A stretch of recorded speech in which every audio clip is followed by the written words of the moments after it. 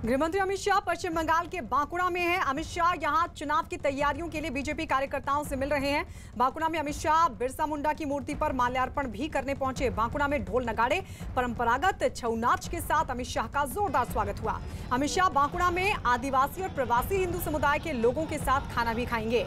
2 दिन के पश्चिम बंगाल दौरे पर अमित शाह कल रात कोलकाता एयरपोर्ट पहुंचे और वहां बीजेपी कार्यकर्ता मदन घोरई के परिवार वालों से भी मुलाकात की थी। हाल ही में बीजेपी कार्यकर्ता मदन घोरई की पुलिस हिरासत में मौत हुई थी। तो आदिवासी परिवार से मिलेंगे। दोपहर का जो भोजन है वो आदिवासी परिवार के साथ करेंगे।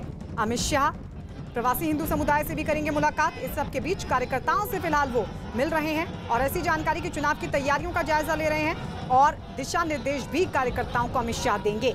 तो कल एयरपोर्ट पहुंचे थे, कोलकाता एयरपोर्ट पहुंचे थे और अब 2 दिवसीय दौरा अमित शाह का, जहां वो चुनाव की तैयारियों का जायजा लेंगे, कार्यकर्ताओं से मिलेंगे और मुलाकात का सिलसिला शुरू भी हो चुका है। जब बांकुड़ा पहुंचे तो अमित शाह ने जीत का दावा किया और सीधा निशाना साधा ममता सरकार पर, यह कहते हुए कि ममता सरकार के खिलाफ जनता में आक्रोश है। बहुत जल्द ममता सरकार की उल्टी गिनती शुरू हो रही है और ममता सरकार का जाना तय है। कुछ इस अंदाज में अमित शाह ने निशाना साधा और कहा क्या उन्होंने, आइए सुनवाते हैं आपको। आज भगवान बिरसा मुंडा की प्रतिमा को श्रद्धांजलि देकर मेरे 2 दिन के बंगाल दौरे की शुरुआत हुई है। कल रात से मैं बंगाल में हूं। जहां पर भी गया इसी प्रकार का उत्साह, इसी प्रकार का स्वागत दिखाई पड़ता है। एक और तो ममता सरकार के प्रति भयंकर जनाक्रोश दिखाई पड़ता है और दूसरी ओर श्री नरेंद्र मोदी के प्रति एक आशा और श्रद्धा दिखाई पड़ती है कि बंगाल के अंदर परिवर्तन श्री मोदी जी के नेतृत्व में ही आ सकता है। जिस प्रकार से दारुण गरीबी के अंदर फंसे हुए बंगाल में मोदी सरकार ने भेजी हुई सारी सुविधाएं, मदद और बंगाल के लोगों को अपना जीवन धोरण सुधारने के लिए जिस प्रकार का आश्वासन भारत सरकार ने दिया है वो लोगों तक नहीं पहुंच रहा है। मैं इसी क्षेत्र की बात कर लूं, आदिवासी बहुल एक क्षेत्र के अंदर ना आदिवासियों के लिए जो घर के पैसे भेजे हैं वो आदिवासियों तक पहुंचे हैं, ना किसानों को 6,000 रुपया मिलना चाहिए हर साल वो मिल रहा है,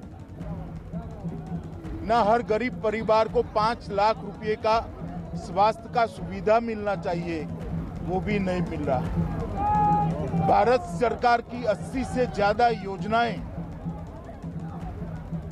जो गरीब, दलित, आदिवासी और पिछड़े लोगों के लिए है उसको ममता सरकार रोक कर बैठी है। मैं ममता दीदी को बताना चाहता हूं कि आपके मन में भय है कि इन योजनाओं को रोकने से आप भारतीय जनता पार्टी को रोक लोगी, तो आपकी भ्रांति है।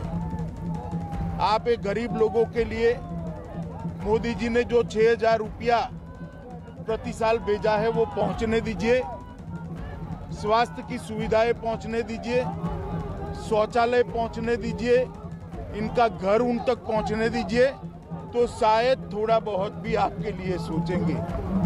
जिस प्रकार का दमन का चक्र विशेषकर भारतीय जनता पार्टी के कार्यकर्ताओं के ऊपर ममता सरकार ने चलाया है, मैं निश्चित रूप से देख रहा हूं कि ममता सरकार का मृत्युगंड बच चुका है। आने वाले दिनों में यहां भारतीय जनता पार्टी की 2/3 बहुमत की सरकार बनने जा रही है। मैं आज बंगाल की जनता को अपील करने आया हूं कि बंगाल एक सरहदी प्रांत है।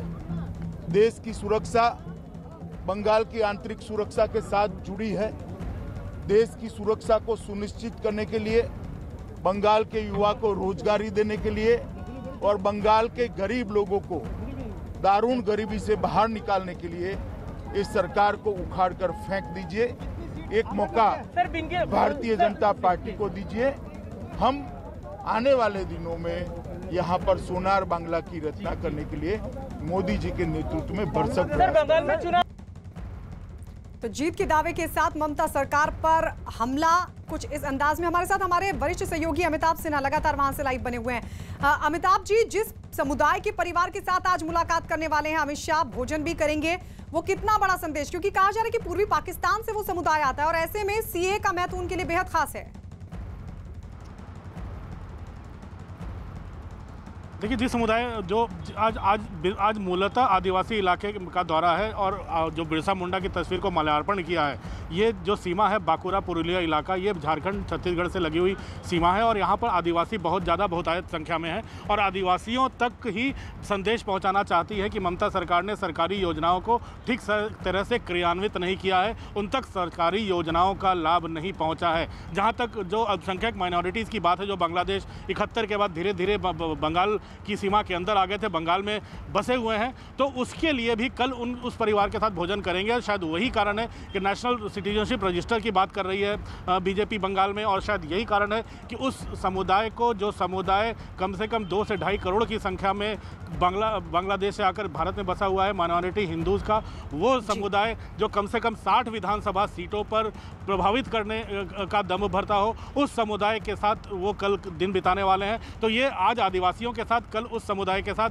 दिन बिताना ये काफ़ी बड़ा संदेश देता है, क्योंकि अब उनके बंगाल के दौरे, उनके कार्यक्रमों को देखकर ही बंगाल की मुख्यमंत्री ममता बनर्जी को इन दोनों समुदायों के बारे में भी ऐलान करना पड़ा कि ज़मीन के पट्टे भी उनको दे रही हैं और उस हिंदू जो शरणार्थी आए हैं माइनॉरिटी, उनके लिए भी लगातार उनकी सरकार ने काम किया है। उनकी सबसे बड़ी नेत्री के साथ भी ममता लगातार बनी रही हैं। तो ममता की ये सफाई दिखाती है कि बीजेपी ने जिस जगह निशाना साधा है आगे आने वाले दिनों में अपनी लड़ाई के लिए, यहाँ वोट बैंक की लड़ाई के लिए, शायद वो चीज़ें अब बंगाल की सरकार को, ममता बनर्जी, मुख्यमंत्री ममता बनर्जी को चुभी हैं। शायद यही कारण इनको रिएक्ट करना पड़ा है।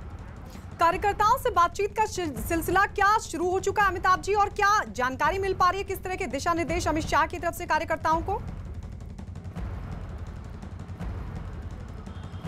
देखिए, यही इसी हॉल में, ये रविंद्रा हॉल है यहाँ पर बांकुड़ा का, और बांकुड़ा एक काफ़ी बंगाल कलकत्ता से शहर से काफ़ी दूर ये आदिवासी इलाके में, और अगर उन्होंने चुना है अपने कैंपेन की शुरुआत को और आदिवासी इलाके के तमाम कार्यकर्ताओं से, कम 200 कार्यकर्ता अगर अंदर बैठकर अमित शाह के साथ मंत्रणा कर रहे हैं, तो ये भी उनके लिए बहुत बड़ी बात है। बीजेपी के शीर्ष नेताओं में से एक हैं और बीजेपी के प्रमुख रणनीतिकार माने जाते हैं। बंगाल की पूरी चुनावी रणनीति और व्यूह रचना अमित शाह ही रच रहे हैं। उनके सबसे बड़े सिपाही सलार कैलाश विजयवर्गीय लगातार बंगाल में डेरा डाले हुए हैं पिछले 2 सालों से। तो आप गंभीरता समझ सकते हो कि किस तरह से बीजेपी और खुद अमित शाह बंगाल को ले रहे हैं, बंगाल के चुनाव को ले रहे हैं। और वो ये भी जानते हैं कि बंगाल में जिस तरह से राजनीतिक हत्याएं होती हैं और राजनीतिक हिंसा होती है, कार्यकर्ताओं के लिए तृणमूल के लोगों के साथ भिड़ना आसान नहीं होगा। और शायद यही कारण है कि उनमें दम भरने के लिए, उनमें जोश भरने के लिए, उनको बूथ स्तर पर कैसे मजबूत रखना, इन सब तमाम चीज़ों को लेकर उनके साथ चर्चा करेंगे। कम से कम 1-1.5 घंटे की चर्चा होगी। उसके बाद ये आधे घंटे की दूरी पर एक गाँव है, वहाँ पर जाकर उस परिवार के साथ भोजन करेंगे। कार्यकर्ताओं से यहां पर चर्चा, क्या और भी जगह कार्यकर्ताओं से बातचीत का ये सिलसिला शुरू करेंगे अमित शाह? कल का पूरा कार्यक्रम क्या रहेगा? कल के कार्यक्रम में उनका हिंदू शरणार्थी जो माइनॉरिटीज़ आए हैं बांग्लादेश और जो भारत में बसे हैं, उनके साथ, उन परिवारों के साथ भोजन करना है। कल का फोकस उन पे होगा। कल कलकत्ता में भी रहेंगे और वहाँ से भी लोगों के साथ, वहाँ भी कार्यकर्ताओं के, कल उनके पास जाकर कार्यकर्ताओं को संबोधित करेंगे। तो कुल मिलाकर एक अपने उन लोगों तक संदेश, उन लोगों के बीच जाना जो कि समाज में विकास की राजनीति से दूर रहे हैं, उन समाज के उस वर्ग तक जाना जिन पर शायद सरकारी योजनाओं के क्रियान्वयन का लाभ नहीं पहुंचा है। शायद यही बहुत बड़ी चोट होती है जो मौजूदा सरकार होती है, और शायद यही सबसे बड़ा कारण होता है एंटी इनकम्बेंसी का, कि आपकी जनता तक आपके कार्यक्रमों का फायदा नहीं पहुंचा है। और यही कारण है कि इन 2 समुदायों को चुना गया है और धीरे धीरे पूरे बंगाल में केंद्र सरकार की योजनाओं को लेकर, राज्य सरकार की योजनाओं को लेकर, कोरोना को लेकर, कोरोना काल में किस तरह से राज्य सरकार ने ठीक से काम नहीं किया, ये तमाम चीज़ें ऐसी हैं जिनको लेकर बीजेपी निशाना साधने वाली है। और खासकर नेशनल सिटीजनशिप रजिस्टर से लेकर ये तमाम मुस्लिम अपीसमेंट, ये तमाम ऐसे मुद्दे होंगे जिस पर धीरे धीरे बीजेपी अपने प्रचार का अभियान तेज करेगी, लेकिन वो आने वाले दिनों में होगा। लेकिन फिलहाल बीजेपी उन तमाम समाज के उन वर्गों तक जाने की तैयारी में है, उन कार्यकर्ताओं तक जाने की तैयारी में है जिनके मन से तृणमूल का डर मिटाया जा सके, तृणमूल का डर मिटाया जा सके। मुख्य धारा में उनको शामिल नहीं करके सरकार ने किस तरीके का कदम उठाया है, किस तरीके से सरकार उसमें असफल रही है, वो उस समुदाय तक, उस वर्ग तक पहुंचने की कोशिश बीजेपी की तरफ से अमित शाह के जरिए, और अब कार्यकर्ताओं से भी मिल रहे हैं अमित शाह। आज आदिवासियों के साथ भोजन, तो कल हिंदू शरणार्थियों के साथ भी खाना खाएंगे। अमिताभ जी, आप लगातार वहां पे बने रहिएगा, अपडेट आपसे लेते रहेंगे।